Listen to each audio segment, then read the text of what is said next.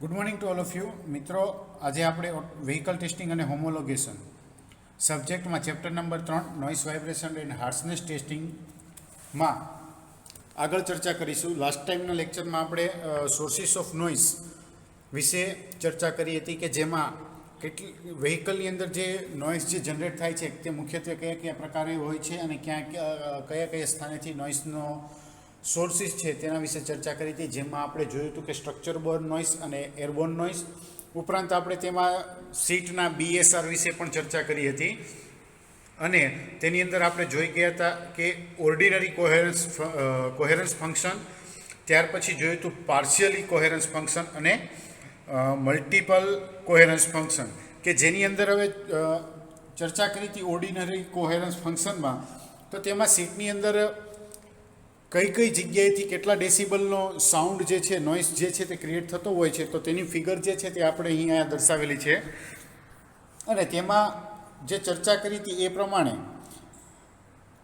કયા રીતે તેના સોર્સિસ જે છે અને તેના મેઝર કરવા માટે કઈ મેથડ અથવા તો કઈ રીતે તેને મેઝર કરવા માટે કયા ડેટાનું એનાલિસિસ કરવામાં આવે છે, તો તે અહીં આપણે દર્શાવેલું છું. આ બાજુની એક ફિગર જે છે કે જેમાં ડેટા આપેલો માં કઈ રીતે સીટના અલગ અલગ હેડરેસ્ટ પોઝિશનમાં, રિક્લાઇનરમાં અને સીટ સાઈડ ફ્રન્ટમાં માપવામાં આવે છે ડેટા, તો તે વિશે અહીં ફિગરમાં દર્શાવેલું છે. હવે આપણે એમાં ફરી આગળ વધશું એરબોર્ન નોઇસ વિશે. લાસ્ટ ટાઈમ આપણે સ્ટ્રક્ચર બોર્ન નોઇસ વિશે ચર્ચા કરી હતી. એરબોર્ન નોઇસની અંદર સૌથી પહેલાં જોઈએ તો અલગ અલગ પ્રકારના એરબોર્ન નોઇસ આવે છે, જેમાં ઇન્ટેક નોઇસ છે, એન્જિન નોઇસ છે, ડ્રાઈવ લાઇન નોઇસ છે, એક્સલ નોઇસ છે, વિન્ડ નોઇસ છે અને ઇન્ટિરિયર નોઇસ. આ રીતે 6 અલગ અલગ પ્રકારના નોઇસને એરબોર્ન નોઇસની અંદર વિભાજિત કરવામાં આવેલા છે. ઘણી વખત GTUની અંદર આપણે સવાલ પૂછાતો હોય છે કે sources of the noise from the vehicle, તો તેની અંદર આપણે બંને સ્ટ્રક્ચર બોર્ન નોઇસ અને એરબોર્ન નોઇસ વિશે આપણે ડિસ્ક્રાઇબ કરવું પડે છે. તો સૌથી પહેલાં આપણે જોઈશું એરબોર્ન નોઇસમાં ઇન્ટેક નોઇસ. તો કે ઇન્ટેક નોઇસ જે છે તે ઇનલેટ વાલ્વ ઉપર એર ફ્લોના રેઝિસ્ટન્સને કારણે ઉત્પન્ન થતો ઇન્ટેક નોઇઝ જે એર ક્લીનરમાંથી પસાર થતો હોય છે. હવે આપણે જે કોઈ એર છે એના નોઇસને માપવામાં આવે છે, તો તે કયો માપવામાં આવે છે કે જે એર ક્લીનર મારફતે અંદરથી ફ્લો થતો હોય. હવે એર ડક્ટ દ્વારા એરનો ફ્લો જે છે તે રેડિએટ થઈને ફેલાતો હોય છે. સામાન્ય રીતે જોવા જઈએ તો ઇન્ટેક એરમાં ઉત્પન્ન થતો નોઇસ જે છે તે જનરલી 10થી 15 ડેસિબલ સુધીનો હોય છે. અને બીજું એક ટર્બો ચાર્જર વિશે જોવા જઈએ તો ટર્બો ચાર્જરની અંદર કોમ્પ્રેસરનો અવાજ છે તે પણ એર ડક્ટમાંથી રેડિએટ થાય છે, કે જે બ્લેડ પાસિંગ ફ્રીક્વન્સી તેની હાયર હાર્મોનિક્સ ઉપર સામાન્ય રીતે જોવા જઈએ તો 2 થી 4 કિલોહર્ટ્ઝ સુધીની હોય છે. નંબર 2ની અંદર જોવા જઈએ તો એન્જિન નોઇસ. એન્જિન નોઇસ જે છે તે એન્જિનની અંદર અલગ અલગ પ્રકારના ફોર્સના જનરેશનને કારણે થતો હોય છે, કે જેને કારણે રેડિએટિંગ છે તે એક્સટર્નલ સરફેસ સુધી પહોંચાડવામાં આવતી હોય. અને ટ્રાન્સમિશન પાથની પ્રોપર્ટી સ્ટ્રક્ચરના વાઇબ્રેશનની સ્થિતિ દ્વારા જે છે તે નક્કી થતી હોય છે. આઉટર સરફેસની પ્રોપર્ટી જે છે તે સાઉન્ડ રેડિયેશનને પણ અસર કરે છે, અને ફાઇનલ જે છે સાઉન્ડ રેડિયેશન એને અસર કરતા પરિબળો જે છે તે એની સંખ્યા એ 1 કરતાં વધારે હોય છે. સામાન્ય રીતે જોવા જઈએ તો પહેલા નંબરે જોઈએ તો કમ્બશન ફોર્સ અને મિકેનિકલ ફોર્સિસના જે કોઈ સોર્સ હોય છે તો તેમાં ઘટાડો કરવામાં આવે. પછી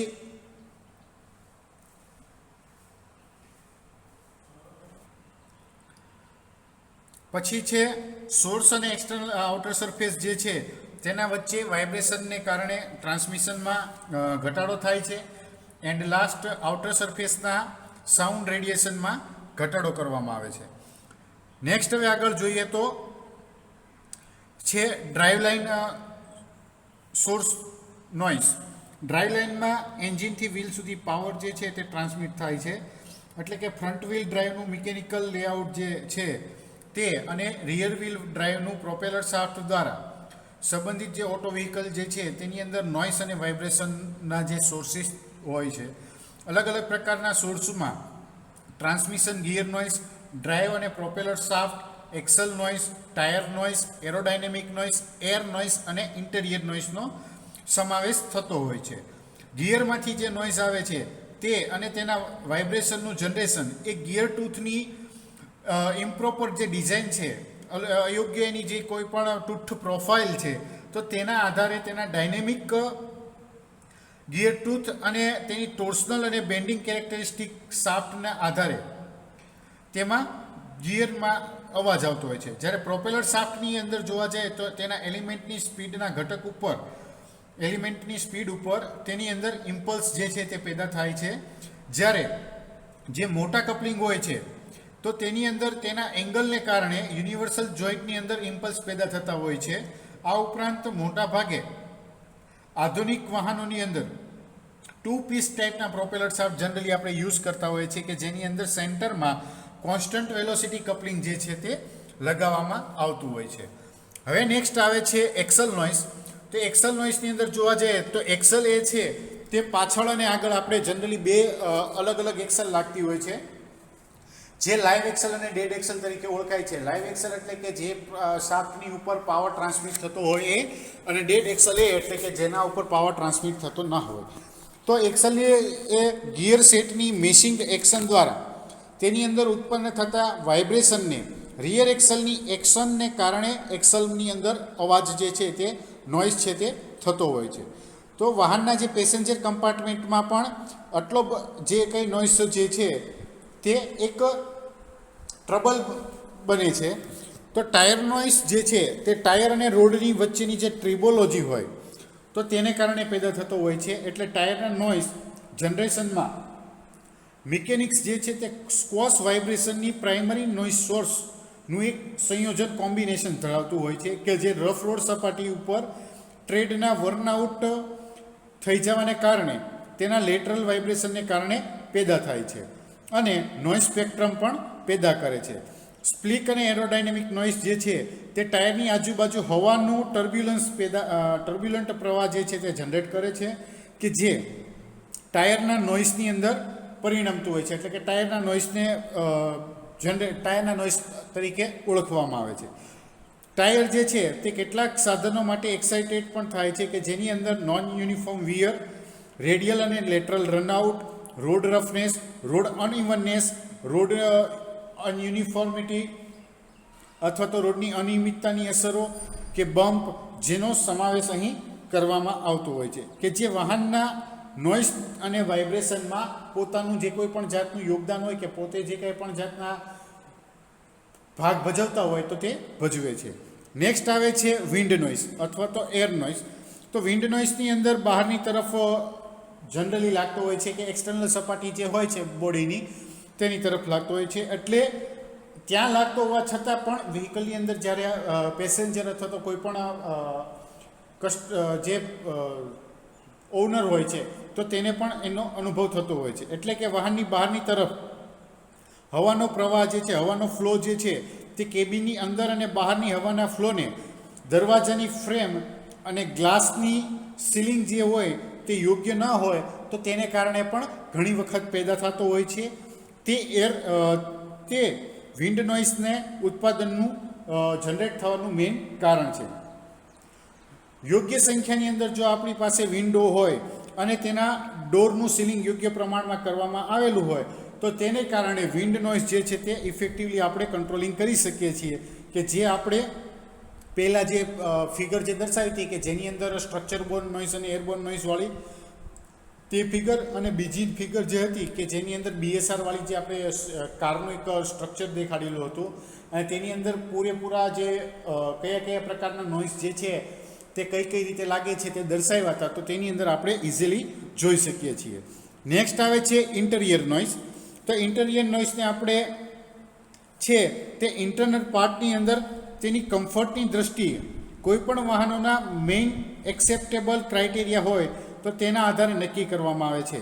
એટલે કે નોઇઝના ઇન્ટરનલ સોર્સને ઓળખવા માટે અને તેનું ડાયગ્નોસ કરવા માટે નોઇઝના સોર્સને વાહનના component, panel acoustic leakage, panel vibration, gear shifting, steering wheel વાઇબ્રેશનમાંથી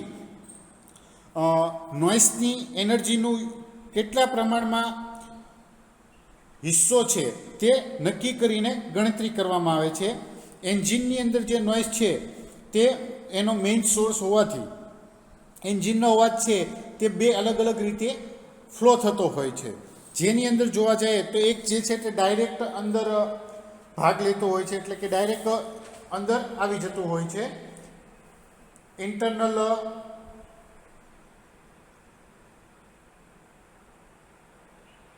direct infiltration એટલે કે ડાયરેક્ટ અંદર આવે છે. અને બીજામાં જોઈએ તો સ્ટ્રક્ચરલ વાઇબ્રેશન.